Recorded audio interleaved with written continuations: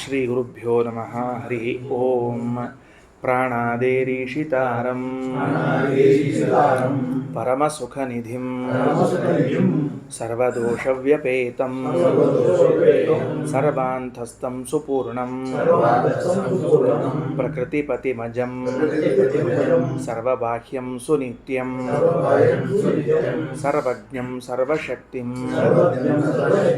ಸುರಮುನಿಮನುಜಾದ್ಯೈಃ ಸದಾ ಸೇವ್ಯಮಾನಂ ವಿಷ್ಣುಂ ವಂದೇ ಸದಾಹಂ ಸಕಲ ಜಗದನಾದ್ಯಂತ ಆನಂದದಂ ತಂ.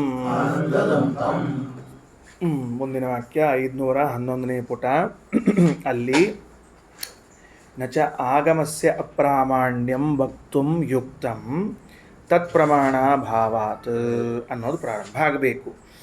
ಈಗ ಬೌದ್ಧರು, ಜೈನರು ಹಾಗೂ ಚಾರ್ವಾಕರು ಮೂವರ ವಾದವನ್ನು ಆಚಾರ್ಯರು ವಿಮರ್ಶೆ ಮಾಡಲಿಕ್ಕೆ ಹೊರಡ್ತಾರೆ. ಅವರ ಮತದ ವಿಮರ್ಶೆಯನ್ನು ಮಾಡಲಿಕ್ಕೆ ಹೊರಡ್ತಾರೆ.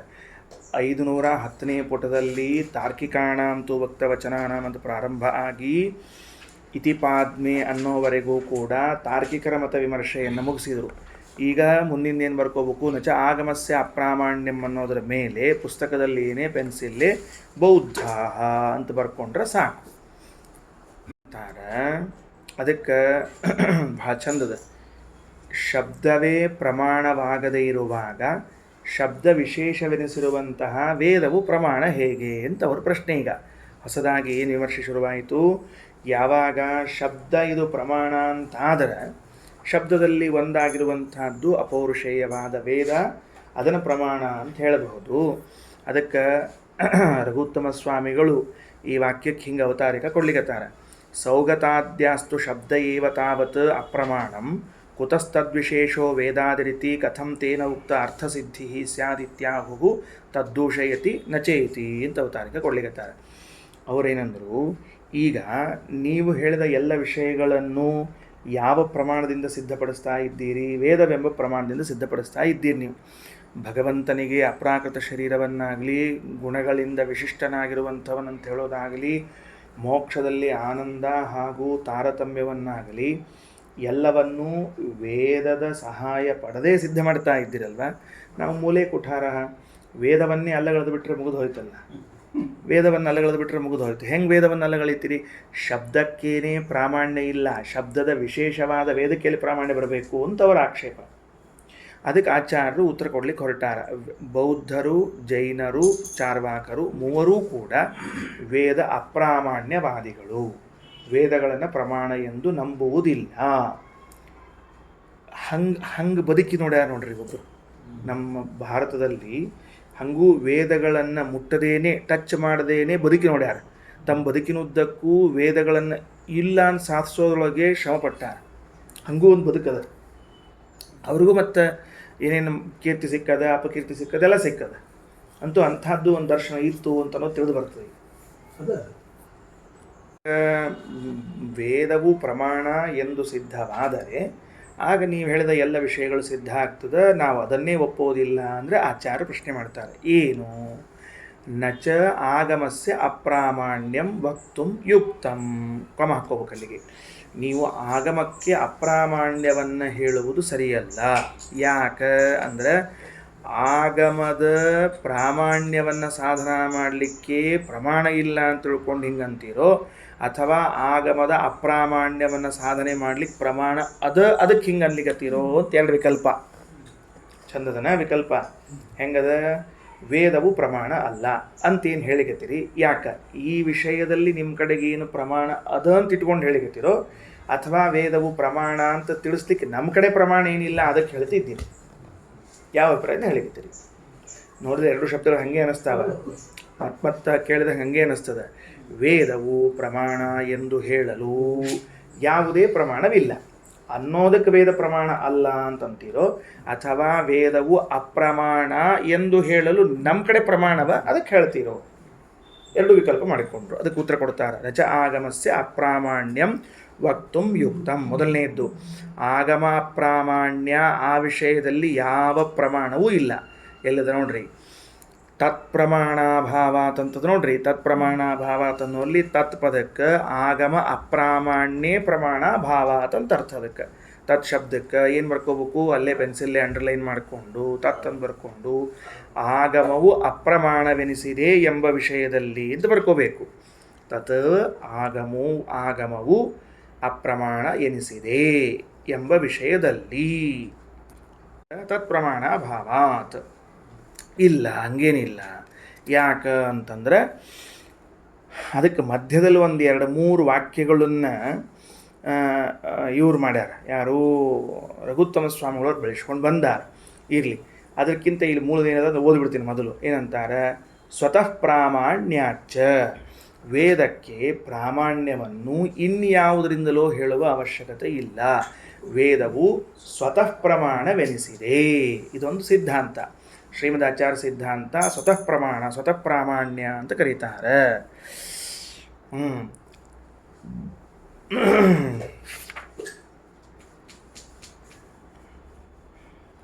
ಅದಕ್ಕೆ ರಘುತ್ತಮ ಸ್ವಾಮಿಗಳು ಮಧ್ಯದಲ್ಲಿ ಬೆಳೆಸಿರುವಂಥ ಅಂಶ ಏನಿದೆ ಅದನ್ನು ಹೇಳ್ತೇನೆ ಈಗ ಮುಂದೆ. ಇದನ್ನಷ್ಟು ತಿಳ್ಕೊಂಬಿಡ್ರಿ.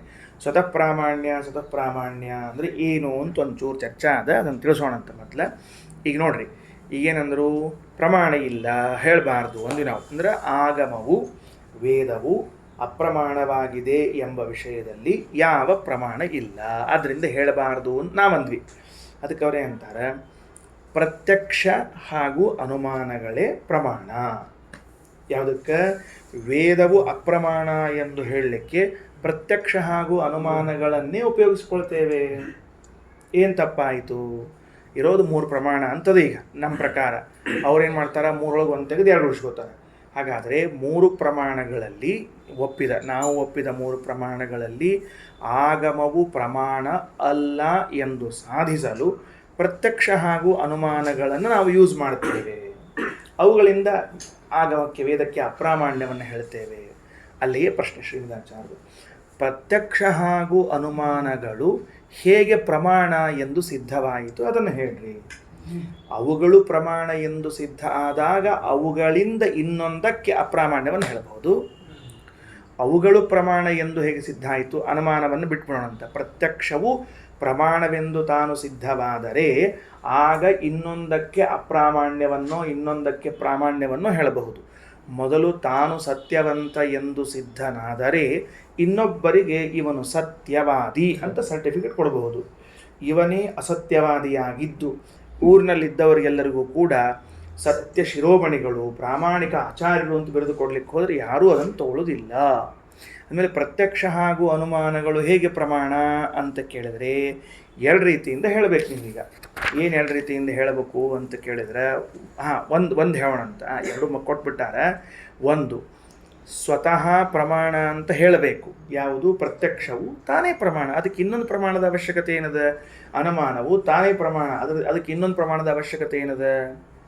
ಒಂದು ವೇಳೆ ಹೀಗೆ ಆ ಪ್ರತ್ಯಕ್ಷ ತಾನೇ ಪ್ರಮಾಣ ಅಂತ ಒಪ್ಪಿಕೊಳ್ಳದೆ ಹೋದರೆ ಇನ್ನೊಂದರಿಂದ ಪ್ರಮಾಣ ಅನ್ನುವುದಾದರೆ ಅಲ್ಲಿ ಪ್ರಶ್ನೆ ಮಾಡ್ತೀವಿ, ಯಾವುದು ಪ್ರತ್ಯಕ್ಷಕ್ಕೆ ಪ್ರಾಮಾಣ್ಯವನ್ನು ಹೇಳ್ತಲ್ಲ ಅದು ಹೆಂಗೆ ಪ್ರಮಾಣ ಅಂತ ಕೇಳ್ತೀವಿ. ಇಲ್ಲ ಅದರ ಸ್ವತಃ ಅನ್ಬೇಕು, ಇಲ್ಲ ಇನ್ನೊಬ್ಬರಿಂದ ಅನ್ಬೇಕು. ಸೊ ಇದಕ್ಕೇನಾಗ್ತದೆ? ಇದು ನೆವರ್ ಎಂಡ್ ಆಗ್ತದೆ. ಆದ್ದರಿಂದ ಅನವಸ್ಥಾ ದೋಷ ಬರ್ತದೆ. ಹಾಗಾದರೆ ಯಾವ ವ್ಯಕ್ತಿ ಪರತಃ ಪ್ರಾಮಾಣ್ಯವನ್ನು ಅಂಗೀಕಾರ ಮಾಡ್ತಾನೋ, ಪರತಃ ಅಂದರೆ ಇನ್ನೊಬ್ಬರಿಂದ, ನಾನು ಪ್ರಮಾಣ ಅಂತ ಅನ್ನೋದು ಇನ್ನೊಬ್ಬರಿಂದ ಸಿದ್ಧ ಆಗಬೇಕು ಅಂತ ಹೊರಡ್ತಾನೋ ಅಲ್ಲಿ ಅನವಸ್ಥಾ ದೋಷ ಬರ್ತದೆ. ಏನು ಬರ್ತದೆ? ಅನವಸ್ಥಾ ದೋಷ ಬರ್ತದೆ. ಅದೇ ಮುಂದಿನ ವಾಕ್ಯದ ನೋಡ್ರಿ, ತದನಂಗೀಕಾರೇ ಅಚ್ಚ ಅನವಸ್ಥಾನಾತ್ ಅಂತದಲ್ಲ, ಅದೇ ವಾಕ್ಯ. ಅನಂಗೀಕಾರ ಅನವಸ್ಥಾನ. ಹಾಗಾದರೆ ಸ್ವತಃ ಪ್ರಾಮಾಣ್ಯ ಅಚ್ಚ ಆಗಮ ಪ್ರಾಮಾಣ್ಯ ಸಾಧಕ ಅನುಮಾನಾದೇರಪ್ಪಿ ಆಗಮವತ ಅಪ್ರಾಮಾಣ್ಯ ಪ್ರಾಪ್ತೇಶ್ಚ, ಅದು ಮುಂದಿಂದು. ಈಗ ಹಂಗಾರೆ ರಘುತ್ತಮ ಸ್ವಾಮಿಗಳು ಕೇಳ್ಕೊಂಡ್ರು ಪ್ರಶ್ನೆ ಏನು ಉತ್ತರ ಕೊಟ್ಟಂಗಾಯಿತು? ಹೇಳಲಿಲ್ಲ ನಾವೀಗ. ಹಿಂಗೆ ಮಾಡೋಣಂತ, ಆಗಮವು ಅಪ್ರಮಾಣವೆನಿಸಿದೆ ಎಂಬುದಕ್ಕೆ ಬೇರೆ ಯಾಕೆ ಪ್ರಮಾಣ ಹುಡುಕಬೇಕು? ಪ್ರತ್ಯಕ್ಷವನ್ನು ಅಥವಾ ಅನುಮಾನವನ್ನು ಹೇಳಿಬಿಡ್ತೀವಿ. ನೋಡ್ರಿ ಪ್ರತ್ಯಕ್ಷದ ಹೇಳಿಬಿಡ್ಲೇನ ಅಂತಂದರು. ಸರಿ, ಸಂತೋಷ. ಆ ಪ್ರತ್ಯಕ್ಷ ಹೆಂಗೆ ಪ್ರಮಾಣ? ಪರತಃನ ಸ್ವತಃನ? ಇನ್ನೊಂದರಿಂದ ಇದು ಪ್ರಮಾಣ ಆಗಿದೆ, ಸ್ವತಃ ಆಗಿದೆ. ಈ ಸ್ವತಃ ಪ್ರತ್ಯಕ್ಷ ಪ್ರಮಾಣವೆನಿಸಿದೆ. ಯಾಕೆ ಪರತಃ ಒಪ್ಪಿಕೊಂಡ್ರೆ ಅನವಸ್ಥಾ ದೋಷ ಬರ್ತದೆ. ಹಾಗಿದ್ದರೆ ಅನುಮಾನವು ಸ್ವತಃ ಪರತಃನೋ? ಸ್ವತಃ. ಅನುಮಾನವು ಸ್ವತಃ ಪ್ರಮಾಣವೆನಿಸಿದೆ, ಪ್ರತ್ಯಕ್ಷವು ಸ್ವತಃ ಪ್ರಮಾಣವೆನಿಸಿದೆ ಅಂದಮೇಲೆ ಆಗಮ ಏನು ಅಪರಾಧ ಮಾಡ್ಯದ? ಆಗಮ ಏನು ಅಪರಾಧ ಮಾಡಿದ ಸ್ವತಃ ಪ್ರಮಾಣ ಆಗದೆ ಇರಲಿಕ್ಕೆ? ಆಗಮವು ಸ್ವತಃ ಪ್ರಮಾಣವೇ ಆಗಿದೆ. ಅದಕ್ಕೆ ಇನ್ನೊಬ್ಬರಿಂದ ಪ್ರಾಮಾಣ್ಯದ ಸರ್ಟಿಫಿಕೇಟ್ ಪಡೆಯುವ ಅವಶ್ಯಕತೆ ಇಲ್ಲ.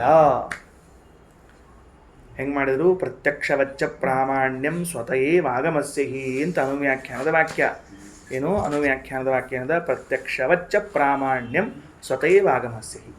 ಯಥಾ ಪ್ರತ್ಯಕ್ಷಂ ಸ್ವತಃ ಪ್ರಮಾಣಂ ತಥಾ ಆಗಮೋಪಿ ಸ್ವತಃ ಪ್ರಮಾಣಂ. ಖಲಾಸ್, ಚಾಪ್ಟರ್ ಕ್ಲೋಸ್, ಮುಗಿಸ್ಬಿಟ್ರೆ.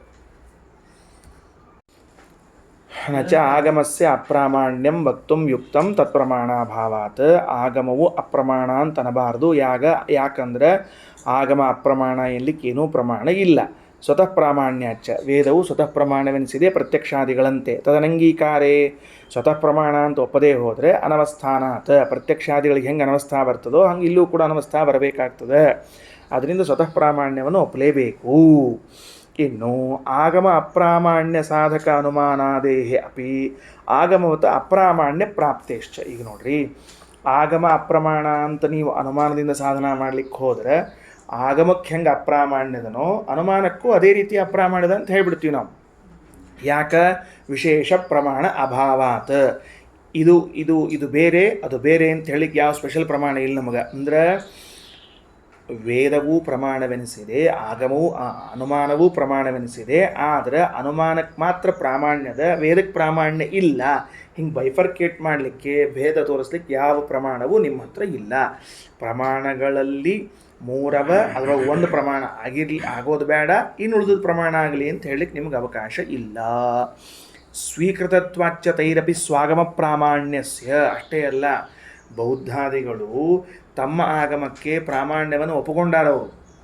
ಜೈನರು ತಮ್ಮ ಪೂರ್ವಾಚಾರ ಹೇಳಿದ ವಾಕ್ಯಗಳಿಗೆ ಪ್ರಮಾಣ ಒಪ್ತಾರೋ ಇಲ್ಲೋ? ಒಪ್ಪೇ ಒಪ್ತಾರೆ. ಮತ್ತು ಬೌದ್ಧರು ತಮ್ಮ ಪೂರ್ವಾಚಾರ ಹೇಳಿದ ವಾಕ್ಯಕ್ಕೆ ಪ್ರಮಾಣ ಒಪ್ತಾರೋ ಇಲ್ಲೋ? ಒಪ್ಪೇ ಒಪ್ತಾರೆ. ಅಂದಮೇಲೆ ಜೈನಾಚಾರ್ಯರು ಬೌದ್ಧಾಚಾರ್ಯರು ಹೇಳಿದ ವಾಕ್ಯಗಳಿಗೆ ಪ್ರಾಮಾಣ್ಯವನ್ನು ನೀವು ಒಪ್ಪೋದಾದ್ರೆ, ಯಾಕೆ ಅದು ಆಗಮವಾಗಿದೆ. ಹಂಗಾರೆ ನಮ್ಮ ಆಗಮನಿಸಿರುವಂತಹದ್ದಕ್ಕೂ ಪ್ರಾಮಾಣ್ಯವನ್ನು ಒಪ್ಪಲೇಬೇಕು. ಈಗ ಸ್ವತಃ ಪ್ರಮಾಣ ಅಂದರೆ ಏನು ಅಂತ ಒಂದು ಸಣ್ಣ ವಿಷಯ. ಏನು ಸ್ವತಃ ಪ್ರಮಾಣ ಅಂತಂದರೆ ಏನು ಅಂತಂದ್ರೆ, ಈಗ ನೋಡ್ರಿ, ಎದುರಿಗೊಂದು ಪದಾರ್ಥದ, ಯಾವಾಗಲೂ ಪಾಠದಾಗ ಬರೋದು ಯಾವುದು? ಎದುರಿಗೆ ಪದಾರ್ಥ ಅಂದ್ಕೊಂಡು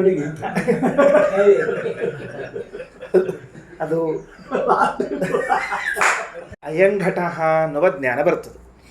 ಈಗಲೇ ಪ್ರಶ್ನೆ ಮಾಡ್ಕೋತೀವಿ, ಅಯಂಘಟ ಅಂತನ್ನುವುದು ಏನಿದೆ, ಇದು ಏನು ಜ್ಞಾನ ಬರ್ಲಿಕ್ಕತ್ತದ? ಹೆಂಗೆ ಬರ್ಲಿಕ್ಕತ್ತದ? ಇಂದ್ರಿಯಕ್ಕೂ ವಸ್ತುವಿಗೂ ಸನ್ನಿಕರ್ಷ ಆಗ್ತದೆ. ಇಂದ್ರಿಯಕ್ಕೂ ವಸ್ತುವಿಗೆ ಸನ್ನಿಕರ್ಷ ಆದಾಗ ವಸ್ತು, ಸನ್ನಿಕೃಷ್ಟವಾದ ವಸ್ತು ಇಂದ್ರಿಯ ದ್ವಾರ ಮನಸ್ಸಿಗೆ ಹೋಗಿ ಮುಟ್ಟಿ, ಮನಸ್ಸಿನ ದ್ವಾರ ಆತ್ಮನಲ್ಲಿ ಅಯಂಘಟ ಅನ್ನುವಂತಹ ಜ್ಞಾನವನ್ನು ಉಂಟು ಮಾಡ್ತದೆ, ಅಥವಾ ಮನಸ್ಸಿಗೆ ಉಂಟಾಗ್ತದೆ ಅಂತ ತಿಳ್ಕೊಳ್ರಿ. ಹಾಗಾದರೆ ಇಲ್ಲೇನು ಬಂತು ಅಂದರೆ, ಮೊದಲು ಅಯಂಘಟ ಅಂತೊಂದು ಜ್ಞಾನ ಬಂದು ಅನಂತರದಲ್ಲಿ ಹೌದು ನನಗೇನೋ ಅಯಂಘಟ ಅಂತ ಜ್ಞಾನ ಬಂದುಬಿಟ್ಟದ, ಇದು ಘಟ ಹೌದೋ ಅಲ್ಲೋ ಅಂತೇನಾದರೂ ನಮಗೆ ಪರೀಕ್ಷಾ ಬುದ್ಧಿ ಬರ್ತದೇನು? ಬರುವುದಿಲ್ಲ. ಯಾಕೆ ಅಂತ ಪ್ರಶ್ನೆ. ಅಥವಾ ಘಟ ಹೌದೋ ಅಲ್ಲೋ ಅನ್ನುವಂತಹ ಸಂಶಯ ಬರ್ತದೇನು ಅಂದರೆ ಬರುವುದಿಲ್ಲ. ಯಾಕೆ ಹಾಗಿದ್ರೆ? ಯಾಕೆ ಬರುವುದಿಲ್ಲ ಅಂದರೆ, ಅಯಂಘಟ ಎಂದು ಜ್ಞಾನ ಬರುವಾಗಲೇ ಅದರ ಪ್ರಾಮಾಣ್ಯದ ಜ್ಞಾನವೂ ಬಂದಾಗಿದೆ. ಇದಕ್ಕೇನೆ ಸ್ವತಃ ಪ್ರಮಾಣ ಅಂತ ಕರೆಯುವುದು. ಉತ್ಪತ್ತವು ಸ್ವತಃ ಪ್ರಮಾಣ. ಜ್ಞಾನ ಬರ್ತಾ ಇದ್ದಾಗಲೇ ನಮಗೇನಾಗ್ಬಿಡ್ತದು? ಸ್ವತಃ ಪ್ರಮಾಣವೆನಿಸಿಬಿಡ್ತು. ತಿಳಿತಾ? ಘಟ ಹುಟ್ಟುವಾಗಲೇನೆ ಏನಾಗ್ಯದ? ಘಟ ಹುಟ್ಟುವಾಗಲೇನೆ ಘಟ ಪ್ರಮಾಣ ಅಂತೆ ಹುಟ್ಟುಕೊಂಡದ. ಆಮೇಲೆ ಘಟ ಜ್ಞಾನ ಆಗುವಾಗ ಏನಾಗ್ಯದ ಅಂದರೆ, ಘಟ ಜ್ಞಾನ ಬರೋ ಕಾಲಕ್ಕೇನೆ ಪ್ರಾಮಾಣ್ಯ ಜ್ಞಾನ ಬರ್ಲಿಕ್ಕತ್ತದ. ಇಲ್ಲದೆ ಹೋದರೆ ಲೋಕದ ಯಾವ ವ್ಯವಹಾರವೂ ನಡೆಯುವುದಿಲ್ಲ. ಯಾವ ವ್ಯವಹಾರ ಹೆಂಗೆ ನೀವು ಮುಂದೆ ಹೆಜ್ಜೆ ಇಡಬೇಕಾದ್ರೆ ಇದು ನೆಲ ಹೌದೋ ಅಲ್ಲೋ ಅಂತ ಪ್ರಶ್ನೆ ಬರ್ತದೆ. ಅವಾಗ ಏನಾಗಬೇಕು? ಅವಾಗ ಇದನ್ನು ಪರೀಕ್ಷೆ ಮಾಡ್ಕೋಬೇಕು ಅಂದ್ರೆ ಏನು? ಇನ್ನೊಬ್ಬರಿಂದ ಸಂಶಯ ಪರಿಹಾರ ಮಾಡ್ಕೋಬೇಕು. ಇದು ನಾನು ಕಾಲಲ್ಲಿ ತಿನ್ನಲ್ಲ, ಅಲ್ಲಿ ನೆಲ ಹೌದೋ ಅಲ್ಲೋ ಅಂತ. ಅದಕ್ಕೆ ಅವೇನು ಅನ್ಬೇಕು? ನನಗೂ ಗೊತ್ತಿಲ್ಲ ತಡ್ರಿ ಅಂತ ಹೇಳ್ಬೇಕು. ಯಾಕಂದರೆ ಅವನಿಗೂ ಸ್ವತಃ ಪ್ರಮಾಣ ಇಲ್ಲ. ಅಂದ ಮೇಲೆ ಅಂದಮೇಲೆ ಒಂದು ವಸ್ತುವಿನ ಜ್ಞಾನ ಬರೋ ಕಾಲಕ್ಕೆ ಅದು ಹೆಂಗೆ ಬರಬೇಕು, ಸ್ವತಃ ಪ್ರಮಾಣ ಸಹಿತವಾಗಿಯೇ ಬಂದಿರಬೇಕು. ಪ್ರಮಾಣ ಸಹಿತವಾಗಿ ಅಂದರೆ ಏನು? ಸತ್ಯಂ ಯಥಾರ್ಥಂ ಅಂತ ಅರ್ಥ. ಪ್ರಮಾಣ ಅಂದರೆ ಏನು? ಯಥಾರ್ಥಂ ಪ್ರಮಾಣಂ, ಯಥಾರ್ಥವಾಗಿದೆ ಅಂತೆ ಬರಬೇಕು. ಪ್ರಮಾಣ ಅಂದರೆ ಯಥಾರ್ಥಂ, ಯಥಾರ್ಥಂ ಪ್ರಮಾಣಂ ಅಂತ ಬರಬೇಕು. ಯಥಾರ್ಥಂ ಪ್ರಮಾಣಂ ಅಂತ ಬರಬೇಕು. ಅಂದರೆ ಪ್ರಮಾಣ ಶಬ್ದ ಅರ್ಥ ಯಥಾರ್ಥಂ ಅಂತ. ಜ್ಞಾನ ಬರೋ ಕಾಲಕ್ಕೆ ಈ ನನಗೆ ಬಂದ ಜ್ಞಾನ ಇದು ಯಥಾರ್ಥವಾದ ಜ್ಞಾನ ಅದಂತೆ ಬಂದಿರ್ತದೆ. ಆದ್ದರಿಂದ ಇದಕ್ಕೆ ಸ್ವತಃ ಪ್ರಮಾಣ ಎಂದು ಕರೆಯುತ್ತಾರೆ. ತತ್ವಾಚ್ಯತೈರಪಿ ಸ್ವಾಗಮ ಪ್ರಾಮಾಣ್ಯಂ. ಅವರೂ ಕೂಡ ತಮ್ಮ ಆಗಮಗಳಿಗೆ ಪ್ರಾಮಾಣ್ಯವನ್ನು ಒಪ್ಪುಕೊಂಡಾರ. ಅಂದರೆ ತಮ್ಮ ಗುರುಗಳು ಪೂರ್ವಾಚಾರ್ಯರು ಹೇಳಿದ ವಾಕ್ಯಗಳೆಲ್ಲವೂ ಪ್ರಮಾಣ ಅಂತ ಒಪ್ಪುಕೊಂಡಾರ. ಇಲ್ಲದೇ ಇದ್ರೆ ಏನಾಗ್ತದ್ರಿ? ಈಗ ವೇದಾದಿಗಳನ್ನು ಪ್ರಮಾಣ ಅಂತ ಒಪ್ಪಿಲ್ಲ, ಅವರು ಪೂರ್ವಾಚಾರ್ಯ ಹೇಳಿದ ವಾಕ್ಯಗಳನ್ನು ಪ್ರಮಾಣ ಅಂತ ಒಪ್ಪಿಲ್ಲ. ಹಂಗಾರೆ ಏನಾಗ್ತದೆ ಅವಾಗ ಅಂದರೆ ಒಂದು ಸಮಸ್ಯೆ ಬರ್ತದೆ. ಅವರ ದರ್ಶನಗಳಲ್ಲಿ ಏನು ಮಾಡ್ಯಾರ ಅಂದ್ರೆ ಸಪ್ತಮಲಧಾರಣ, ಚೈತ್ಯವಂದನ ಇವೆಲ್ಲವೂ ಕೂಡ ಏನಾಗಿದೆ ಅಂದರೆ ಸ್ವರ್ಗ ಸಾಧನ ಅಂತ ಹೇಳಲಾಗಿದೆ. ಏನು ಹೇಳಿದ? ಸಪ್ತಮಲಧಾರಣ ಅಂದರೆ ಅವರಲ್ಲಿ, ಈ ಜೈನರಲ್ಲಿ ಸ್ನಾನ ಮಾಡಂಗಿಲ್ಲ ಅವರು. ಒಟ್ಟ ಜೈನ ಸ್ವಾಮಿಗಳು ಮತ್ತು ಇವರೆಲ್ಲ ಸಾಮಾನ್ಯರಲ್ಲ, ಜೈನ ಸನ್ಯಾಸಿಗಳು ಎಂದೂ ಸ್ನಾನ ಮಾಡುವುದಿಲ್ಲ. ಯಾಕಂದ್ರೆ ಸಪ್ತ ಮಲಧಾರಣ ಅಂತ ಹೇಳ್ಯಾರ. ದೇಹದಲ್ಲಿ 7 ಮಲಗಳನ್ನು ಧರಿಸುವುದು ಅಂತದ. ಅದಕ್ಕೆ ಅವರು ಅಹಿಂಸಾ ಪರಮೋಧರ್ಮ ಅಂತ ಇಟ್ಟುಕೊಂಡದ್ರಿಂದಾಗಿ ಸ್ನಾನ ಮಾಡಿದರೆ ನೀರಿನಲ್ಲಿರುವಂತಹ ಪ್ರಾಣಿಗಳಿಗೆ ಹಿಂಸೆ ಆಗ್ತದೆ, ಕ್ರಿಮಿಕೀಟಗಳಿಗೆ ಅವು ನೀರು ಕಾಸ್ಬೇಕಾಗ್ತದೆ, ಮೈಮೇಲೆ ಹಾಕ್ಕೋತೀವಿ, ತಿಕ್ತೀವಿ, ಹೀಗೆಲ್ಲ ಸಮಸ್ಯೆ ಆಗ್ತದೆ. ಅದರಿಂದ ಸ್ನಾನ ಮಾಡೋದು ಬೇಡ ಅಂತ ಸನ್ಯಾಸಿಗಳಾದ ದಿವಸದಿಂದ ಸಾಯೋವರೆಗೂ ಎಂದೆಂದೂ ಸ್ನಾನ ಮಾಡುವುದಿಲ್ಲ. ಅವರು ಹಂಗೆ ಇರ್ತಾರೆ. ನೀರು ಕುಡಿತಾರ, ಅದು ಒಂದು ಅನಿವಾರ್ಯ ಅಂಬೋದಕ್ಕೆ ನೀರು ಅಷ್ಟೇ ಕುಡಿತಾರೆ. ಯಾಕಂದ್ರೆ ನೀರು ಕುಡಿದಿದ್ರೆ ನಾವು ಸಾಯ್ಬೇಕಾಗ್ತದ್ರಿಂದ ನೀರು ಕಾಯಿಸಿ ಆರೋದ್ರೊಳಗಾಗಿ ಅದರದೊಂದು ಮಿನಿಮಮ್ ಒಂದು ವ್ಯವಸ್ಥೆ ಬರ್ತದೆ, ಅಷ್ಟೋ ನೀರು ಕುಡಿದ್ಬಿಡ್ತಾರೆ. ಅಂದರೆ ಅದು ಬಿಸಿ ಆಗಿ ಯಾವ ಕ್ರಿಮಿಕೀಟಗಳು ಹುಟ್ಟುಕೊಳ್ಳೋದ್ರೊಳಗಾಗಿ ಆ ನೀರು ಕುಡಿದ್ಬಿಡ್ತಾರೆ. ಇಷ್ಟು ಮಾಡಿದ್ರು ಅಂದ್ರೆ ಅವ್ರು ಮುಗಿದು ಹೋಯ್ತು. ಸಪ್ತ ಮಲಧಾರಣ ಅಂತ ಕರೀತಾರೆ. ಇದ್ಯಾಕೆ ಹಿಂಗೆ ಅಂತ ಕೇಳಿದ್ರೆ, ಸಪ್ತ ಮಲಧಾರಣ ಅಂತ ಅನ್ನೋದು ಸ್ವರ್ಗವನ್ನು ತಂದು ಕೊಡ್ತದೆ. ನಮ್ಮಲ್ಲಿ ಹೆಂಗೆ ಗೋದಾನ ಮಾಡಿದ್ರೆ ಸ್ವರ್ಗ ಆಗ್ತದೆ, ಅಶ್ವಮೇಧ ಯಾಗ ಮಾಡಿದ್ರೆ ಸ್ವರ್ಗ ಆಗ್ತದೆ ಅಂತ ವೇದೋಕ್ತವಾಗಿದೆ, ಹಂಗೆ ಅವರಲ್ಲಿ ಒಂದದ ಸಪ್ತ ಮಲಧಾರಣ ಅಂತದ. ಆಮೇಲೆ ಚೈತ್ಯವಂದನ ಅಂತದ. ಚೈತ್ಯವಂದನ ಅಂದರೆ ಅದು ಒಂಥರದ ಗಿಡಕ್ಕೆ ನಮಸ್ಕಾರ, ಅಥವಾ ಇದು ಇರ್ತದೆ ನೋಡ್ರಿ, ಏನಂತಾರೆ ಅದಕ್ಕೆ, ಗೋಡೆಗಳಿಗೆ ನಮಸ್ಕಾರ ಇತ್ಯಾದಿಗಳು ಇರ್ತಾರೆ, ಅದಕ್ಕೆಲ್ಲ ಚೈತ್ಯವಂದನ ಅಂತ ಕರೀತಾರೆ ಅವರು. ಅಂಥವಕ್ಕೆಲ್ಲ ನಮಸ್ಕಾರ ಮಾಡುವುದರಿಂದ ಅವರಲ್ಲಿ ದೇವರಿಲ್ಲ, ದೇವ್ರ ಮೂರ್ತಿ ಇಲ್ಲ ಅವರಲ್ಲಿ. ಯಾವ ದೇವರು? ಅಲ್ಲಿ ಬೌದ್ಧರಲ್ಲಿ ದೇವರಿಲ್ಲ, ಜೈನರಲ್ಲಿ ದೇವರಿಲ್ಲ. ಆಮೇಲೆ ಯಾರಿಗೆ ಮಾಡ್ಬೇಕು? ಮತ್ತು ಅವರು ನಮಸ್ಕಾರ ಅಂತರೂ ಮಾಡ್ತಾರೆ. ಅದಕ್ಕೆ ಅವು ಏನು ಅವ್ರ ನಮಸ್ಕಾರ ಮಾಡುವಿಕೆ ಅಂತ ಅನ್ನೋದೇನದ ಅಲ್ಲ, ಅದೆಲ್ಲವೂ ಸ್ವರ್ಗ ಸಾಧನ ಅಂತದ. ಗಾಡಿಗೆ ನಮಸ್ಕಾರ ಮಾಡ್ತಾರೆ ಅಂತ ಇಟ್ಕೊಡಿ ಸದ್ಯಕ್ಕೆ. ಗೋಡೆಗೆ ಅಥವಾ ಒಂದು ಮರಕ್ಕೆ ಇಂತಹದ್ದೇನವ ಇವಾಗ ಮಾಡ್ತಾರೆ. ಇವೆಲ್ಲವೂ ಸ್ವರ್ಗ ಸಾಧನ, ಮೋಕ್ಷ ಸಾಧನ ಅಂತ ಹೇಳಿದ್ದಾರೆ ಅಂತ ಇಟ್ಕೊಳ್ರಿ. ಮೋಕ್ಷ ಸಾಧನ ಅಲ್ಲ, ಸ್ವರ್ಗ ಸಾಧನ ಅಂತ ಹೇಳ್ಯಾರ. ಇಲ್ಲಿ ಪ್ರಶ್ನೆ ಮಾಡ್ತೀವಿ, ಈ ಸಪ್ತಮಲಧಾರಣ, ಚೈತ್ಯವಂದನ, ಅಹಿಂಸಾ ಪರಮೋ ಧರ್ಮ ಅನ್ನುವುದೆಲ್ಲ ಆಗಮದಿಂದ ಸಿದ್ಧ ಮಾಡಿಕೊಂಡಿದ್ದೀರಾ, ಅನುಮಾನದಿಂದ ಸಿದ್ಧ ಮಾಡಿಕೊಂಡಿದ್ದೀರಾ? ಅನುಮಾನದಿಂದ ಸಿದ್ಧ ಮಾಡ್ಲಿಕ್ಕೆ ಹೋದ್ರಿ ಅಂದರೆ ಅದಕ್ಕೆ ನಾ ಪ್ರತಿಯಾಗಿ ಮತ್ತೊಂದು ಅನುಮಾನ ಮಾಡಿಬಿಡ್ತೀನಿ. ಏನಂತ?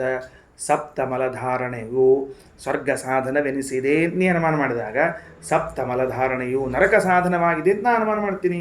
ಹಂಗಾಗಿ ಅನುಮಾನ ಸಿದ್ಧ ಆಗಿಲ್ಲ. ಅವಾಗ ನೀ ಏನು ಅನ್ಬೇಕು? ನಮ್ಮ ಆಚಾರ್ಯರ ಮಾತದ ಅನ್ಬೇಕು. ಹಂಗಾರ ಸ್ವ ಆಗಮ ಪ್ರಾಮಾಣ್ಯವನ್ನು ಒಪ್ಪಿಕೊಂಡಿ. ಸ್ವಾಗಮ ಪ್ರಾಮಾಣ್ಯ ಒಪ್ಪಿಕೊಂಡೆ ಇಲ್ಲೋ? ಹಂಗಾರೆ ನೀನು ನಿನ್ನ ಆಗಮ ಪ್ರಾಮಾಣ್ಯ ಒಪ್ಪಿಕೊಂಡಾಗ ಶಬ್ದಗಳಿಗೆ ಪ್ರಾಮಾಣ್ಯವನ್ನು ಒಪ್ಪಿದಂತಾಯಿತು. ಮತ್ತು ಶಬ್ದಗಳಿಗೆ ಪ್ರಾಮಾಣ್ಯ ಒಪ್ಪಿದಾಗ ನಿಮ್ಮ ಶಬ್ದೇನು ನಮ್ಮ ಶಬ್ದೇನಪ್ಪ? ಶಬ್ದೇ ಅಂದರೆ ಆಗಮಕ್ಕೂ ಪ್ರಾಮಾಣ್ಯ ಬರಲಿ. ಹಿಂಗೆ ಆಚಾರ್ಯರು ಸಾಧನೆ ಮಾಡ್ತಾ ಇದ್ದಾರೆ ನೋಡ್ರಿ. ನಹಿ ಅನುಮಾನಾದಿನ ಸಪ್ತಮಲಧಾರಣ ಚೈತ್ಯವಂದನಾದೇಹೇ ಸ್ವರ್ಗ ಸಾಧನತ್ವಂ ಜ್ಞಾತುಂ ಶಕ್ಯಂ. ವಾಕ್ಯ ಕಂಪ್ಲೀಟ್ ಆಯ್ತಾ? ತಿಳಿತಿಲ್ಲೋ? ಅನುಮಾನಾದಿನ, ಪ್ರತ್ಯಕ್ಷ ಅಥವಾ ಅನುಮಾನದಿಂದ ಏನು ಮಾಡ್ಲಿಕ್ಕೆ ಸಾಧ್ಯ ಇಲ್ಲ.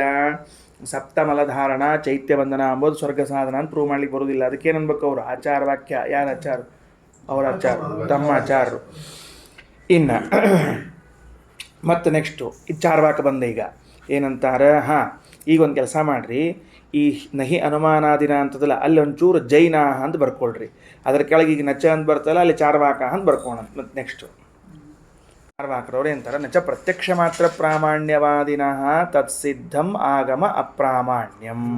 ಅಲ್ರಿ, ಈಗ ಅವರೇ ಅಂತಾರೆ, ನಾವು ಯಥಾಕಥಂಚಿತ ನಮ್ಮ ಆಚಾರ ವಾಕ್ಯವನ್ನು ಒಪ್ಪಿಕೊಂಡೀವಿ, ಅದಕ್ಕೆ ಆಚಾರ್ಯ ವಾಕ್ಯವನ್ನು ಒಪ್ಪಿಕೊಂಡಿದ್ದೀವಿ, ಅದಕ್ಕೆ ಆಗಮ ಪ್ರಾಮಾಣ್ಯವನ್ನು ಹೇಳಿಕತ್ತೀರಿ. ಚಾರ್ವಾಕನಂತರೂ ಪ್ರತ್ಯಕ್ಷ ಬಿಟ್ಟು ಬೇರೆದನ್ನು ಒಪ್ಪುವುದೇ ಇಲ್ಲ. ಅವನಿಗೆ ನೀವು ಆಗಮ ಪ್ರಾಮಾಣ್ಯ ಹೆಂಗೆ ಒಪ್ಪಿಸ್ತೀರಿ? ಬೇರೆದು ಒಪ್ಪಂಗೆ ಇಲ್ಲ. ಪ್ರತ್ಯಕ್ಷ ಒಂದೇ, ಕಣ್ಣಿಗೆ ಕಂಡದಷ್ಟ ಪ್ರಮಾಣ, ಇನ್ನು ಉಳಿದ ಪ್ರಮಾಣ ಅಲ್ಲ ಅಂದರೆ ಅದಕ್ಕೆ ಶ್ರೀಮದಾಚಾರ್ಯ ಅಂತಾರೆ. ಸಿಂಪಲ್ ಅಂದರು ಏನು, ಅವ ಆಗಮವನ್ನು ಅಪ್ರಮಾಣ ಅಂತ ಅಲ್ಲಗಳಿಬೇಕಲ್ಲವ, ಹೌದಿಲ್ಲೋ? ನಾ ಫಸ್ಟ್ ಕೇಳ್ತೀನಿ, ನಿನಗೆ ಆಗಮ ಹೆಂಗೆ ಸಿದ್ಧ ಆಯ್ತು ಹೇಳ್ಬಿಡು ನಮಗಷ್ಟ. ಯಾಕಂದ್ರೆ ಪ್ರತ್ಯಕ್ಷ ಒಂದೇ ಒಪ್ತಿ ಅಂದಮೇಲೆ ನಿನಗೆ ಆಗಮ ಅನ್ನೋದು ಸಿದ್ಧ ಆಗ್ಲಿಕ್ಕೆ ದಾರಿನೇ ಇಲ್ಲಲ್ಲ. ನಿನಗೆ ಹೆಂಗೆ ಸಿದ್ಧ ಆಗಬೇಕು? ಮೊದಲು ನಿನಗೆ ಆಗಮ ಅಂತ ಸಿದ್ಧ ಆಗಿದ್ದರೆ ಆಮೇಲೆ ಅದಕ್ಕೆ ಅಪ್ರಾಮಾಣ್ಯವನ್ನು ಸಿದ್ಧಪಡಿಸ್ಬೇಕು ನೀನು. ನಿನಗೆ ಆಗಮ ಅಪ್ರಮಾಣವನ್ನು ಸಿದ್ಧ ಮಾಡಲಿಕ್ಕೆ ಬರೋದಿಲ್ಲ. ನೋಡ್ರಿ ಎಷ್ಟು ಚಂದ ಅಂತಾರೆ, ಪ್ರತ್ಯಕ್ಷ ಮಾತ್ರ ಪ್ರಾಮಾಣ್ಯವಾದಿನಃ. ಪ್ರತ್ಯಕ್ಷ ಒಂದೇ ಪ್ರಮಾಣ ಎನ್ನುವಂಥ ವ್ಯಕ್ತಿಗೆ ತತ್ಸಿದ್ಧಂ ಆಗಮ ಅಪ್ರಾಮಾಣ್ಯಂ. ಆಗಮ ಅಪ್ರಾಮಾಣ್ಯ ಹೆಂಗೆ ಸಿದ್ಧ ಆಗ್ಲಿಕ್ಕೆ ಸಾಧ್ಯ ಅವಂಗ? ಯಾಕಂದ್ರೆ ಅವ ಇನ್ನೊಂದು ಪ್ರಮಾಣವನ್ನೇ ಒಪ್ಪಿಲ್ಲ. ಒಪ್ಪಿದ್ರೆ ಮಾತ್ರ ಹೇಳ್ಬೋದು ಅದನ್ನು. ಒಂದೇ ಒಂದು ಇಟ್ಕೊಂಡು ಕೂತ ನಾವು ಪ್ರತ್ಯಕ್ಷ ಒಂದೇ ಪ್ರಮಾಣ, ಪ್ರತ್ಯಕ್ಷ ಒಂದೇ ಪ್ರಮಾಣ ಅಂತ ಇಟ್ಕೊಂಡು ಕೂತ ಹೊತ್ತಿನೊಳಗೆ ನೀ ಇನ್ನೊಂದನ್ನು ಖಂಡನ ಹೆಂಗೆ ಮಾಡ್ತಿ? ದಾರಿ ಹೆಂಗದ? ಯಾಕಂದ್ರೆ ಆಗಮದ ಪ್ರಾಮಾಣ್ಯವು ಪ್ರತ್ಯಕ್ಷನ ಸಿದ್ಧಿಸುವುದಿಲ್ಲ. ಆಗಮದ ಪ್ರಾಮಾಣ್ಯ ಪ್ರತ್ಯಕ್ಷನ ಸಿದ್ಧಿಸದೇ ಇದ್ದಾಗ ಆಗಮದ ಅಪ್ರಾಮಾಣ್ಯವು ಪ್ರತ್ಯಕ್ಷನ ಸಿದ್ಧಿಸೋದಿಲ್ಲ. ಕಣ್ಣಿನಿಂದ ಗಂಧ ಇಲ್ಲ ಅಂತ ಅಲ್ಲಗಳದಂತೆ, ಮೂಗಿನಿಂದ ಶಬ್ದ ಇಲ್ಲ ಅಂತ ಅಲ್ಲಗಳದಂತೆ. ನಾನು ಇಷ್ಟೊತ್ತು ಮೂಗಾಡ್ಸೀನ್ರಿ, ಒಂದು ಶಬ್ದ ಕೇಳಿಸಿಲ್ಲ ನನಗೆ ಅಂದ್ರೆ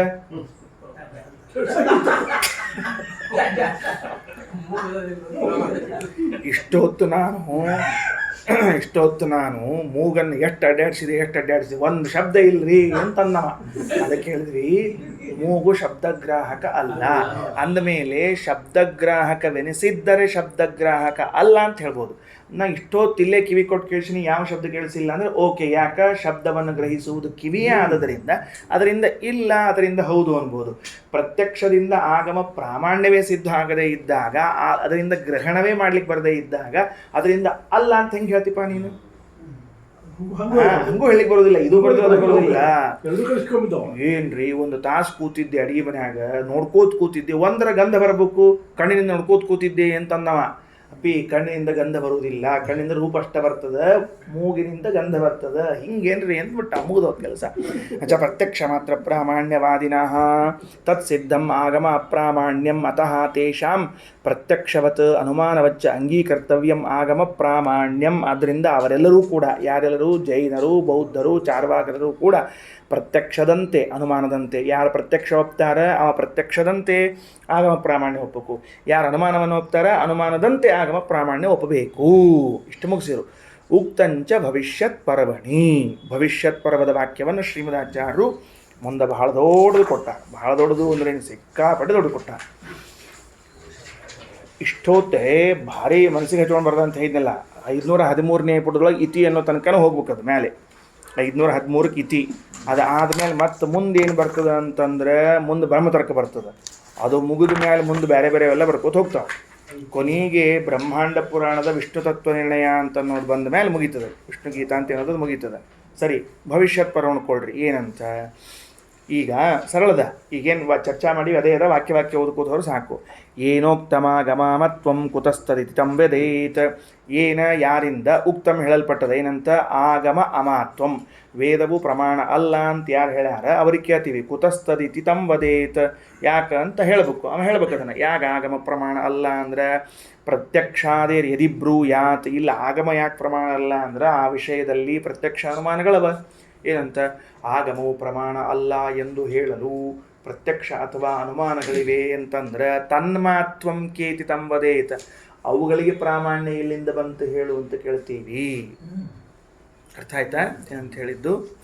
ಪ್ರತ್ಯಕ್ಷಾದಿರಿದಿ ಬ್ರೂಯಾತ್, ಪ್ರತ್ಯಕ್ಷಾದಿಗಳೇ ಆಗಮವನ್ನು ಅಪ್ರಮಾಣವೆನಿಸಲು ಸಮರ್ಥವಾಗಿದೆ ಅಂತ ಹೇಳೋದಾದ್ರೆ ತನ್ಮಾತ್ವಂ ಕ್ವೇತಿ, ಆ ಪ್ರತ್ಯಕ್ಷಾದಿಗಳಿಗೆ ಪ್ರಾಮಾಣ್ಯ ಎಲ್ಲಿಂದ ಬಂತು ಹೇಳಂಗ ಅಂತ ಕೇಳ್ತೀವಿ. ತತ್ ಸ್ವತಶ್ಚೇತ, ಇಲ್ರಿ ಪ್ರತ್ಯಕ್ಷಾದಿಗಳೆಲ್ಲ ಸ್ವತಃ ಪ್ರಮಾಣ ಆಗ್ಯಾವ ಅಂದ್ರೆ ಆಗಮಸ್ಯ ಪ್ರಾಮಾಣ್ಯಂ ನ ಸ್ವತಃ ಕುತಃ. ಮತ್ತು ಹಂಗಾರೆ ಆಗಮ ಯಾಕೆ ಸ್ವತಃ ಪ್ರಮಾಣ ಆಗಬಾರ್ದು? ಗೊತ್ತಾಯ್ತಿಲ್ಲೋ? ಸರಳದ ಈಗ ಓದ್ಕೊಂಡ್ಬಂದದ ಮುಂದೆ ಹೋಗೋಣಂತ. ಪರತಶ್ಚೇತ್ ಪ್ರಮಾಣಸ್ಯ, ಸ್ವತಃ ಪ್ರಾಮಾಣ್ಯವನ್ನು ಒಪ್ಪೋದಿಲ್ಲ, ಪರತಃ ಪ್ರಾಮಾಣ್ಯವನ್ನು ಒಪ್ತೀವಿ ಅನ್ನೋದಾದ್ರೆ ನ ಕಸ್ಯಾಪಿ ಸ್ಥಿತಿರ್ಭವೇತ್, ಅನವಸ್ಥಾ ಬರ್ತದೆ, ಎಲ್ಲೂ ಮುಗಿಯೋದೇ ಇಲ್ಲ. ನ ಕಸ್ಯಾಪಿ ಸ್ಥಿತಿ ಅಂದರೆ ಯಾವ ಒಂದಕ್ಕೂ ಕೊನೆಗೊಳ್ಳುವುದಿಲ್ಲ, ಇಲ್ಲಿ ಸ್ಟ್ಯಾಂಡ್ ಆಗೋದಿಲ್ಲ. ಇದರ ಮೇಲೆ ಅದು ಅದರ ಮೇಲೆ ಅದು ಒಂದು ಪ್ರಶ್ನೆ ಆಗ್ತದೆ. ಅಂಧಶುಕ್ಲನ್ಯಾಯ ಅಂತ ಇರ್ತದದು. ಅಂಧಶುಕ್ಲನ್ಯಾಯ ಅಂದರೆ ಒಬ್ಬ ಕುರುಡು ಹೇಳಿದ್ನಂತ ಹಾಲು ಬೆಳಗದ ಅಂತ ಹೇಳಿದ್ನಂತ ಒಬ್ಬ ಕುರುಡ ಕೇಳಿದ್ರು. ಅಂಧಶುಕ್ಲನ್ಯಾಯ ಅಂತ ಹೆಸರದು. ಕುರುಡು ಹೇಳಿದ್ನಂತ ಹಾಲು ಬೆಳಗದ ಅಂತ. ಯಾರೋ ಕೇರಂತ, ನಿಂಗೆ ಯಾರು ಹೇಳಿದ್ರು ಅಂತ ಕೇರಂತ. ಬಾಜುಕಿದ್ದ ಹೇಳಿದ್ರೆ ಅಂತ ತಿಳ್ಕೊಂಡು ಹೇಳಿದ್ನಂತ. ಹೌದಾ, ಬಾಜುಕಿ ನೋಡ್ತಾರೆ ಅವನು ಕುರುಡಿದ್ನಂತ. ಅಯ್ಯೋ ನಿನಗೆ ಯಾರು ಹೇಳಿದ್ರಪ್ಪ ಈಗ ಹಾಲು ಬೆಳಗದ ಅಂತ ತಿಳ್ಕೊಂಡು. ಬಾಜುಕಿದ್ದ ಹೇಳಿದ್ರೆ ಏನಂತ. ಅಂಧಶುಕ್ಲನ್ಯಾಯ ಹೋಗ್ತಾ ಅದ ಅದು. ಅವ ಇನ್ನೊಬ್ಬ ಕುರುಡು ಹೇಳ್ಯಾನ, ಅವ್ನು ಇನ್ನೊಬ್ಬ ಕುರುಡು ಹೇಳ್ಕೊತ ಹೋಗ್ಯಾನ. ಹಿಂಗಾಗಿ ಎಂದು ಮುಗಿಬೇಕಪ್ಪ, ಅದು ಅಂಧಶುಕ್ಲನ್ಯಾಯದಂತೆ ಅನವಸ್ಥಾ ಬರ್ತದೆ. ಅಂಗೀಕೃತಂಚ ಪ್ರಾಮಾಣ್ಯಂ ಸರ್ವೈರಪ್ಯ ಆಗಮಸ್ಯತು. ಅಷ್ಟೇ ಅಲ್ಲ, ಎಲ್ಲರೂ ತಮ್ಮ ತಮ್ಮ ಆಗಮಗಳಿಗೆ ಪ್ರಾಮಾಣ್ಯವನ್ನು ಒಪ್ಕೊಂಡ್ಬಿಟ್ಟಾರೆ. ಜೈನರು ತಮ್ಮ ಆಗಮಕ್ಕೆ, ಬೌದ್ಧರು ತಮ್ಮ ಆಗಮಕ್ಕೆ. ಹೀಗಾಗಿ ಪ್ರಾಮಾಣ್ಯ ಯತಸ್ವಪಕ್ಷ ಪ್ರಾಮಾಣ್ಯಂ ವಿರೋಧೇಪ್ಯಕ್ಷ ಜಾತಿನ ಅಂಗೀಕುರುವಂತಿ ತತ್ಪಕ್ಷಂ ಪ್ರತ್ಯಕ್ಷಾದಿ ವಿರೋಧತಃ. ವಿಚಿತ್ರ ಹೆಂಗೆ ಗೊತ್ತೇನು, ಪ್ರತ್ಯಕ್ಷ ಅನುಮಾನಗಳಿಗೆ ವಿರೋಧ ಬರ್ತಿದ್ರೂ ತಮ್ಮ ಆಗಮವನ್ನು ಪ್ರಮಾಣ ಅಂತ ಒಪ್ಕೊಂಡಾರವ್ರು. ಮಜಾ ನೋಡ್ರಿ. ನಮ್ಮಲ್ಲಿ ನಮ್ಮ ಪ್ರತ್ಯಕ್ಷ ಅನುಮಾನಗಳು ಯಾವುದೂ ವಿರೋಧ ಇಲ್ಲ ನಮ್ದಕ್ಕೆ.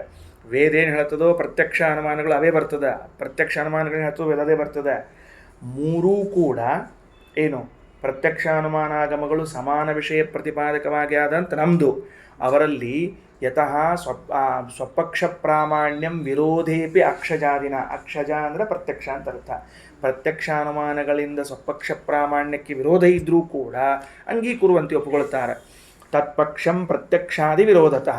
ಪ್ರತ್ಯಕ್ಷ ವಿರೋಧವಿದ್ದರೂ ಕೂಡ ಆಗ್ತದೆ. ಹೆಂಗೆ? ಶೂನ್ಯತಾ ಕ್ಷಣಿಕತ್ವಂಚ ಜ್ಞಾನಮಾತ್ರತ್ವಮೇವ ಚ ಭಾವಾಭಾವಾತ್ಮತಾ ಸಾಕಂ ಶರೀರಾತ್ಮತ್ವಮೇವ ಚ ಪ್ರತ್ಯಕ್ಷೇಣ ವಿರುದ್ಧಂತೆ. ನೋಡ್ರಿ, ಅವ್ರು ಏನೇನು ಪ್ರಮಾಣ ಒಪ್ಪಿಕೊಂಡ್ರೆ ನಮ್ಮ ಆಚಾರ ಹೇಳ್ಯಾರ ಅಂತಂದಮೇಲೆ ಶೂನ್ಯತಾ, ಜಗತ್ತೇನಾಗ್ಯದ? ಶೂನ್ಯ ಆಗ್ಯದ. ಅಲ್ಲೋ ಪ್ರತ್ಯಕ್ಷ ವಿರೋಧ ಬರ್ತದಲ್ಲೋ, ಬರಲಿ ರೀ, ನಮ್ಮ ಆಚಾರ ಹೇಳ್ಯಾರಲ್ಲ. ಹಂಗಾರ ಪ್ರತ್ಯಕ್ಷ ವಿರೋಧ ಬರ್ತಿದ್ರೂ ಕೂಡ ತಮ್ಮ ಆಗಮದಲ್ಲಿ ಹೇಳಲಾಗ್ಯದ ಅನ್ನೋದೆಲ್ಲ ಒಪ್ಪಿರೋ ಇಲ್ಲ ಪ್ರಾಮಾಣ್ಯವನ್ನು. ಯಾಕೆ ಪಕ್ಷಪಾತಪ್ಪ? ನಮ್ದಕ್ಕಷ್ಟೇ, ನಿಮ್ದು ಶ್ರೀವದಾಚಾರ ಅಂತಾರೆ, ನಮ್ದಕ್ಕೆ ಯಾಕ್ರೋ? ಮತ್ತು ಹಂಗಿದ್ರೆ ಏನು ಜಗತ್ತು ಹೆಂಗದ? ಕ್ಷಣಿಕ ಅಂತ ಹೇಳ್ತಾರೆ ಅವ್ರು. ಕ್ಷಣಿಕ ಅಂದ್ರೆ ಒಂದು ಕ್ಷಣ ಮಾತ್ರ ಜಗತ್ತು ಬದುಕೋದು, ಮುಂದಿನ ಕ್ಷಣಕ್ಕೆ ಸತ್ತೋಗ್ಬಿಟ್ಟಿರ್ತದೆ, ಮತ್ತೆ ಮುಂದಿನ ಕ್ಷಣ ಕೊಡ್ತದೆ, ಮತ್ತೆ ಮುಂದಿನ ಕ್ಷಣ ಸಾಯ್ತದೆ. ಕ್ಷಣಿಕ ಅದು. ಕ್ಷಣಿಕತಾ ಅಂದರೆ ಅದಕ್ಕೆ. ಇನ್ನು ಜ್ಞಾನ ಮಾತ್ರತ್ವಮೇವ ಚ. ಅವ್ರದ್ದು ಇನ್ನೊಂದು ವಾದದ್ರಿ, ಹೊರಗೆ ಯಾವ ವಸ್ತು ಇಲ್ಲವೇ ಇಲ್ಲ, ಎಲ್ಲವೂ ಒಳಗೆ ಇರೋದು. ಅದು ನಮಗೆ ಹೊರಗೆ ತೋರ್ತದ. ಏನು? ಎಲ್ಲವೂ ಕಲ್ಪನಾ. ಜ್ಞಾನ ಮಾತ್ರ ಈ ಜಗತ್ತು. ಯಾವುದು ಮೆಟೀರಿಯಲ್ ಪದಾರ್ಥದಿಂದ ಇಲ್ಲವೇ ಇಲ್ಲ, ಎಲ್ಲವೂ ಜ್ಞಾನಾಕಾರವಾದದ್ದು ಅಂತ. ಇದು ತಪ್ಪದ. ಭಾವಾತ್ಮಕತಾ ಭಾವಾತ್ಮತಾ ಸಾಕಂ. ಭಾವಾತ್ಮತಾ ಸಾಕಂ ಏನು ಗೊತ್ತೇನ್ರಿ? ಇದೊಂದು ಸ್ವಲ್ಪ ಜೈನರವಾದ ಇದು. ಜಗತ್ತು ಭಾವವೂ ಹೌದು, ಅಭಾವವೂ ಹೌದು, ಭಾವಾಭಾವವೂ ಹೌದು, ಭಾವಿಲಕ್ಷಣ ಹೌದು, ಅಭಾವಿಲಕ್ಷಣ ಹೌದು, ಭಾವಾಭಾವಿಲಕ್ಷಣವೂ ಹೌದು. 7 ರೀತಿ ಒಪ್ಪಿಕೊಂಡಾರೆ ಅವ್ರು ಜಗತ್ತನ್ನು. ಈ ಪ್ರತ್ಯಕ್ಷ ವಿರೋಧದಲ್ಲಿ ಇದಕ್ಕೆ ಅಂದ್ರೆ ನಮ್ಮ ಆಚಾರ್ಯ ಹೇಳಿದ ಮೇಲೆ ಬೇಕಾದ ವಿರೋಧ ಇದ್ದರೂ ಅನ್ಬೇಕಷ್ಟ ನೀವು. ಶರೀರಾತ್ಮತ್ವಮೇವ ಚ. ಶರೀರವನ್ನೇ ಆತ್ಮ ಎಂದು ಒಪ್ಪ್ಯಾರ. ಪ್ರತ್ಯಕ್ಷ ವಿರೋಧದ ಇದಕ್ಕೆ. ನನ್ನ ಶರೀರ ಅಂತ ಎಲ್ಲರಿಗೂ ಅನುಭವ ಬಂದ ಹೊರತಾಗಿ ನಾನೇ ಶರೀರ ಅಂತ ಯಾರಿಗೂ ಅನುಭವ ಬಂದಿಲ್ಲ. ನನ್ನ ಶರೀರ ಅಂತ ಅನುಭವದನೋ, ನಾನೇ ಶರೀರ ಅಂತ ಅನುಭವದನೋ. ಅದಕ್ಕೆ ಆಚಾರ ಅಂತಾರ ಪ್ರತ್ಯಕ್ಷೇಣ ವಿರುದ್ಧಂತೆ. ಯಾಕ? ಮದ್ದೇಹ ಇತಿ ದರ್ಶನಾತ್. ನನ್ನ ದೇಹವೆಂಬುದಾಗಿ ನನಗೆ ಜ್ಞಾನ ಬರ್ತಿರುವಾಗ ಇವರು ನಾನೇ ದೇಹ ಎಂದು ಹೇಳಿಕೊಳ್ಳುತ್ತಾರೆ. ಪ್ರತ್ಯಕ್ಷ ವಿರೋಧ ಇದು. ಭಾವರೂಪ ಸ್ಥಿರತ್ವಾದೇ ಜ್ಞಾನಾದ್ಭೇದಸ್ಯ ದರ್ಶನಾತ್. ಈ ಜಗತ್ತು ಭಾವಾಂತದ ಹೊರತಾಗಿ ಭಾವಾಭಾವ ಅಂತಿಲ್ಲ. ಜಗತ್ತು ಹೆಂಗದ ನಮಗೆ? ಸತ್ತ ಅದ ಅಂತ ಅನಿಸ್ತ ಹೊರತಾಗಿ ಇಲ್ಲ ಅನ್ನಂಗಿಲ್ಲ. ಜೈನರೇ ಅಂತಾರೆ ಜಗತ್ತು ಇದೆ ಇಲ್ಲ, ಇದೇ ಇಲ್ಲ, ಇಲ್ಲಿ ಇದೆ ಎಲ್ಲಾನು ಹೇಳ್ತಾರೋ. ಹೆಂಗೋ ಸಪ್ತಭಂಗಿವಾದ ಅಂತ ಅವ್ರಿಗೆ ಹೆಸರದ. ಅದಕ್ಕೆ ಸಪ್ತಭಂಗಿವಾದ ಅಂತದ ಸುಧಾದೊಳಗೆ ಭಾಳ ವಿಶೇಷವಾಗಿ ಹೇಳ್ಯಾರ. 2ನೇ ಅಧ್ಯಾಯದೊಳಗೆ ಬರ್ತದೆ, 3ನೇ ಅಧ್ಯಾಯದಾಗೂ ಬರ್ತವೆ ಸ್ವಲ್ಪ. ಭಾವರೂಪ ಸ್ಥಿರತ್ವಾದೆ. ಈ ಜಗತ್ತು ಸ್ಥಿರ ಅಂತ ಗೊತ್ತದ ನಮಗೆ. ನಿನ್ನೆ ಮನೆಯಲ್ಲಿತ್ತು, ಇವತ್ತು ಅಲ್ಲೇ ಅದ. ಹಂಗೆ ಕ್ಷಣಿಕ ಆಗಿದ್ರೆ ನಿನ್ನೆ ಮನೆ ಬಿದ್ದು ಹೋಗಿ ಇವತ್ತೊಂದು ಮನೆ ಹೊಸ ಕಟ್ಬೇಕು ನೀವು. ಆಮೇಲೆ ಎವ್ರಿ ಡೇ ಬ್ಯಾಟ್ರಿ ಇಲ್ಲದು, ಅದಕ್ಕೆ ಹಂಗೆ ಕಟ್ಬೇಕಾಗ್ತದೆ. ಜ್ಞಾನಾದ್ಭೇದಸ್ಯ ದರ್ಶನಾತ್. ಅವರೇ ಅಂತಾರೆ ಜಗತ್ತೆಲ್ಲವೂ ಜ್ಞಾನರೂಪ, ಒಳಗದ ಹೊರಗೆ ಕಾಣಿಸ್ಕೊಂಡದ ಅಂತ. ತಪ್ಪು. ಜ್ಞಾನಕ್ಕಿಂತ ಭಿನ್ನವಾಗಿದ್ದು ಈ ಜಗತ್ತದ ಅದ. ಜ್ಞಾನಾದ್ಭೇದಸ್ಯ ದರ್ಶನಾತ್. ದೇಹಭೇದೋ ಯದ್ಯಮುಖ್ಯೋ ದೇಹಕ್ಕೆ ಮುಖ್ಯತಾ ಕುತಃ. ಇಲ್ರಿ, ದೇಹಕ್ಕೂ ಆತ್ಮನಿಗೂ ಭೇದ ಅದ, ಆದರೆ ಅದು ಮುಖ್ಯ, ಅಷ್ಟು ಪ್ರಧಾನ ಅಲ್ಲ, ಗೌಣ ಅನ್ನೋದಾದ್ರೆ. ಮತ್ತು ಹಂಗಾರೆ ದೇಹಕ್ಕೂ ಜೀವನಿಗೂ ಐಕ್ಯ ಏನದ, ಅದ್ಯಾಕೆ ಮುಖ್ಯ ಆಗಬೇಕು? ಅದು ಗೌಣ ಆಗಲಿ. ಶ್ರೀಮದಾಚಾರ್ಯ ಅಂತಾರೆ ಗೊತ್ತಾಯ್ತಿಲ್ಲ ಹೇಳಿದ್ದೆ ಅಂತ. ಹೆಂಗಪ್ಪ ಉದಾಹರಣೆಗೆ ಎಲಿ ಮೇಲೆ ಕೂಡ್ರಿ ಅಂತ ಯಾರೋ ಅಂದ್ರಂತ. ಹೆಂಗ್ರಿ ಎಲಿ ಮೇಲೆ ಹೆಂಗೆ ಕೂಡಿ? ಹಂಗಲ್ಲೋ, ಎಲಿ ಮೇಲೆ ಕೂಡೋದು ಎಲಿ ಮುಂದೆ ಕೂಡು ಅಂತ ಅರ್ಥ. ಎಲಿ ಮ್ಯಾಲೆ ಕೂಡ್ರಿ ಅನ್ನೋ ಪ್ರಯೋಗ ಹೆಂಗೆ ಗೌಣ ಪ್ರಯೋಗವೋ, ಮುಂದೆ ಕೂಡ್ರಿ ಅನ್ನೋ ಅರ್ಥವೋ, ಹಂಗೆ ದೇಹ ನನ್ನದೇ ದೇಹ ಅನ್ನೋದು ಗೌಣ ಪ್ರಯೋಗ ಅಂತೀನಿ ಅಂದರೆ ಹಂಗೆ ನಾನೇ ದೇಹ ಅನ್ನೋದು ಯಾಕೆ ಗೌಣ ಪ್ರಯೋಗ ಆಗಬಾರ್ದು? ಮತ್ತು ಪ್ರಮಾಣ ಇಲ್ಲ, ಇಬ್ಬರು ಮಾತ್ರ ಕೂತ್ಕೋತೀವಿ, ಹರಟೋಡು ಕೂತ್ಕೋತೀವಿ ಇಬ್ಬರು. ಯಾರೋ ಅನ್ನಂತ ಇಲ್ಲ ಚಂದ್ರನ ಮೇಲೆ ಹೋಗ್ಬೋದು, ಸೂರ್ಯ ಮೇಲೆ ಹೋಗಿ ಬರೋದಿಲ್ಲ ಯಾಕಂತ ಕೇರಂತ. ಹಂಗೆ ಅನ್ಲಿಕ್ಕೆ ಮತ್ತೆ ಹಂಗೆ ಅನ್ನೋದಾದ್ರೆ ಸೂರ್ಯ ಮೇಲೆ ಹೋಗ್ಬೋದು, ಚಂದ್ರ ಮೇಲೆ ಅದು ಪ್ರಮಾಣವಿಲ್ಲ, ಏನಿಲ್ಲ, ಪಡಿ ಹೋಗ್ಲಿ. ಚಂದ್ರನ ಮೇಲೆ ಹೋಗ್ಬೋದು, ಸೂರ್ಯ ಮೇಲೆ ಹೋಗ್ಬಾರ್ದು ಯಾಕೆ ಅಂತ ಕೇರಂತ. ಯಾಕೆ ಸುಮ್ಮನೆ ಮತ್ತೆ ಚಂದ್ರ ಮೇಲೆ ಸೂರ್ಯ ಹೋಗ್ಲಿ ಅಂತಂದಂತ ಹಂಗೆ ಹೇಳ್ಬಾರ್ದು, ಪ್ರಮಾಣ ಬೇಕಲ್ಲ ಅದಕ್ಕೆ. ಹರಟೆ ಅದನ್ನೇ ಹೇಳ್ತಾರೆ ಶ್ರೀಮದಾಚಾರ್ಯ, ಹರಟೆ ಆಗ್ತದೆ ನಿಮ್ಮದು ಅಂತ ಹೇಳ್ತಾರೆ. ಇನ್ನು ಬೇರೆ ಬೇರೆ ಅಂತ ಹೇಳಿದ್ನಲ್ಲ, ಶೂನ್ಯ ಅಂದರೆ ಝೀರೋ, ಏನಿಲ್ಲ ಅಂತ ಅರ್ಥ. ಕ್ಷಣಿಕ ಅಂದರೆ ಒಂದು ಕ್ಷಣದಾಗ ಹುಟ್ಟು ಸಾಯ್ತದೆ ಅಂತ ಅರ್ಥ. ಗುಡ್ ಬಾಯ್. ಜಾತಿ ಸ್ಮೃತಿ ಪ್ರಮಾಣಾಚ್ಚ ನಯುಕ್ತ ದೇಹರೂಪತ. ನೋಡ್ರಿ, ಆತ್ಮನನ್ನೇ ಜೀವ ಅನ್ಲಿಕ್ಕೆ ಬರೋದಿಲ್ಲ. ಯಾಕೆ? ಜಾತಿ ಸ್ಮೃತಿ ಅಂದರೆ ಜನ್ಮಾಂತರದ ಸ್ಮರಣೆ ಇರ್ತದೆ. ಮುಂದಿನ ಜನ್ಮಕ್ಕೆ ಬಂದಾಗ ಎಷ್ಟೋ ಕಡೆಗೆ ಏನು ಕಂಡದ ಅಂತಂದ್ರೆ,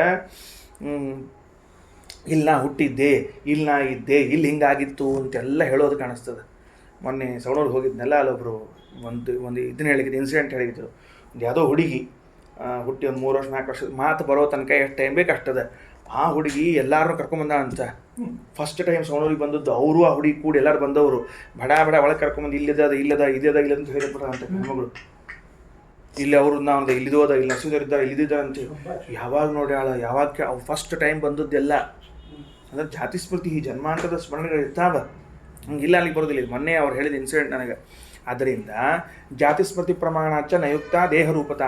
ಒಂದು ವೇಳೆ ಆತ್ಮವೇ ದೇಹವಾಗಿದ್ದರೆ, ದೇಹ ನಾಶವಾದಾಗ ಆತ್ಮನೂ ನಾಶ ಆಗಿಬಿಟ್ಟಿರ್ತಾನೆ, ಸ್ಮೃತಿ ಎಲ್ಲಿ ಉಳಿಬೇಕು? ಇದಂತೂ ಹೋಗ್ಬಿಟ್ಟಿರ್ತದೆ. ಸ್ಮರಣೆ ಉಳಿಲಿಕ್ಕೆ ಚಾನ್ಸ್ ಇದ್ದದ್ದು ಆತ್ಮನಲ್ಲಿ ಮಾತ್ರ. ಅಂದಮೇಲೆ ಆತ್ಮ ಬೇರೆ, ದೇಹ ಬೇರೆ ಅನ್ಲಿಕ್ಕೆ ಇದಕ್ಕಿಂತ ಹೆಚ್ಚಿಂದ ಏನು ಬೇಕು? ಯಾಕೆ? ದೇಹ ಸುಟ್ಟಾದ ಮೇಲೂ ಸ್ಮರಣೆ ಎಂಬುದು ಆತ್ಮನಲ್ಲಿ ಶೇಖರಣೆಯಾಗಿರ್ತಾದ್ರಿಂದ ಜನ್ಮಾಂತರದಲ್ಲಿ ಆತ್ಮಲಿದ್ದ ಸ್ಮರಣೆ ಹೊರಗೆ ಬರ್ತದೆ, ನೆನಪು ಹೊರಗೆ ಬರ್ತಾವೆ.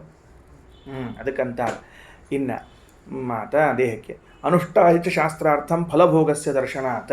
ನೋಡ್ರಿ, ಅಷ್ಟೇ ಅಲ್ಲ, ನಮ್ಮ ಶಾಸ್ತ್ರವನ್ನು ನೀವು ಅಪ್ರಮಾಣ ಅನ್ನೋದಾದರೆ ಆ ಶಾಸ್ತ್ರದಲ್ಲಿ ಹೇಳಿದಂತೆ ಅನುಷ್ಠಾನ ಮಾಡಿದಾಗ ಫಲ ಸಿಕ್ಕದ. ಎಷ್ಟೋ ಮಂದಿಗೆ 21 ದಿವಸ ಪ್ರದಕ್ಷಿಣೆ ಹಾಕ್ರಿ, 1 ವಾರ ಪ್ರದಕ್ಷಿಣೆ ಹಾಕ್ರಿ, ಅಭಿಷೇಕ ಮಾಡಿರಿ, ಕೆಲಸ ಆಗ್ತದ ಅಂತ ಹೇಳಿದಾಗ ಮಾಡಿದ್ದಕ್ಕೆ ಆಗಿದ್ದದ. ಆಮೇಲೆ ಒಂದು ವೇಳೆ ಅಪ್ರಮಾಣವಾಗಿದ್ದರೆ ಇಷ್ಟೆಲ್ಲ ಮಾಡಿದಾಗ ಫಲಗಳು ಹೇಗೆ ಸಿಕ್ತಿತ್ತು? ಆಚಾರ ಪ್ರಶ್ನೆ ಏನಂತಾರ? ಅನುಷ್ಠಾಯಚ ಶಾಸ್ತ್ರಾರ್ಥಂ ಫಲಭೋಗಸ್ಯ ದರ್ಶನಾತ್. ಆದ್ದರಿಂದ ಪ್ರತ್ಯಕ್ಷಾದಿ ವಿರುದ್ಧತ್ವಾತ್ ಸೌಗತಾದ್ಯ ದುರಾಗಮಾಹ. ಪ್ರತ್ಯಕ್ಷಾದಿಗಳಿಗೆ ವಿರುದ್ಧವಾದುದರಿಂದ ಜೈನ, ಬೌದ್ಧ, ಚಾರ್ವಾಕ ಮೊದಲಾದವುಗಳೆಲ್ಲವೂ ದುರಾಗಮಗಳೆಂದು ಕರೆಸಿಕೊಳ್ಳುತ್ತವೆ. ಶ್ರೀಕೃಷ್ಣ ನಮಸ್ತು.